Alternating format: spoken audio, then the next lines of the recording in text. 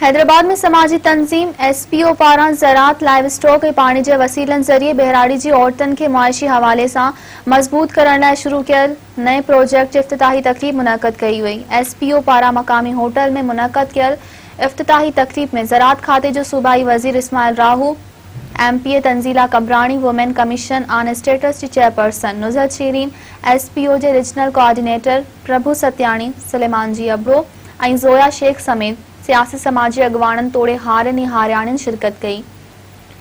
उन मौके ते अॻवाननि ख़िताब कंदे चयो त सिंध में बहिराड़ी जी औरतुनि खे सघारो करण जी सख़्त ज़रूरत आहे। इन करे समाजी तंज़ीम पारां हिन प्रोजेक्ट जे ज़रिए पालतू जानवरनि, ज़रात समेत ॿियनि मामलनि में औरतुनि खे अॻियां आणे मुआशी तौर ते सघारो करण लाइ मौक़ा फ़राहम कया वेंदा त जीअं बहिराड़ी जूं औरतूं पंहिंजनि सलाहियतुनि खे इस्तेमाल कंदे न सिर्फ़ सुठो रोज़गार हासिल करे सघनि, इन सां गॾोगॾु पंहिंजे बच्चनि जो मुस्तक़बिल संवारे सघनि।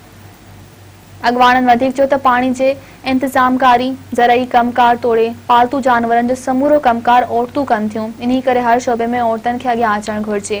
उन मौके ते ज़रात खाते जे सूबाई वज़ीर इस्माइल राहू चयो त सिंध हुकूमत हमेशह औरतुनि खे अॻियां आणण लाइ स्पेस ॾींदी आहे। सियासी मैदान समेत ज़रई तोड़े ॿियनि शोबनि में औरतुनि जी शमूलियत खे यकीनी बणायो आहे ऐं पीपल्स पार्टी जी हमेशह कोशिश रही आहे त औरतुनि खे पंहिंजा हक़ ॾिना वञनि।